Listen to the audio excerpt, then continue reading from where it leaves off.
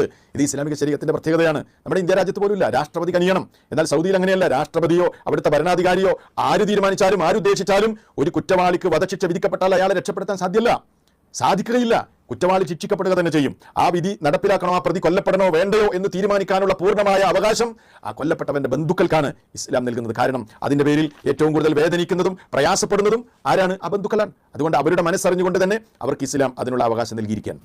അതുകൊണ്ടാണല്ലോ നമുക്ക് പിരിക്കാൻ അവസരമുണ്ടായത്. ഈ ഒരു കാരുണ്യമില്ലായിരുന്നുവെങ്കിൽ അബ്ദുറഹീമിന് നാട്ടിലെത്താൻ സാധിക്കുമായിരുന്നില്ല. എന്താണ് ഈ മാനവികമായ വശം? ഇത്തരം വിമർശകർ പറയാത്തത് നമ്മൾ ഗൗരവമായി മനസ്സിലാക്കേണ്ട കാര്യമാണ്. അതുകൊണ്ട് തന്നെ ഇസ്ലാമിന്റെ, വീണ്ടും നമ്മൾ ആവർത്തിച്ച് പറയാൻ എപ്പോഴും പറയാവുന്ന കാര്യം, ഇസ്ലാമിന്റെ എല്ലാ നിയമങ്ങളും അത് മാനവികമാണ്. മനുഷ്യന് എതിരായ ഒരു നിയമവും ഇസ്ലാമിലില്ല. ഇസ്ലാമിക ശിക്ഷാ നിയമങ്ങൾ നിങ്ങൾ എടുത്ത് പരിശോധിച്ച് നോക്കൂ, മാനവികമാണ്. എന്താണ് അവിടെ ഇസ്ലാം ഈ ശിക്ഷാ നിയമങ്ങളെ കൊണ്ട് ഉദ്ദേശിക്കുന്നത്? മനുഷ്യന്റെ സമാധാനപൂർണ്ണമായ ജീവിതമാണ് അതുകൊണ്ട് ലക്ഷ്യമാക്കുന്നത്. ഇവിടെ കുറ്റകൃത്യങ്ങൾ ഇല്ലായ്മ ചെയ്യുകയാണ് ഇസ്ലാമിന്റെ ഈ രൂപത്തിലുള്ള ശിക്ഷാ വിധികളെ കൊണ്ട് ഇസ്ലാം ഉദ്ദേശിക്കുന്നത്.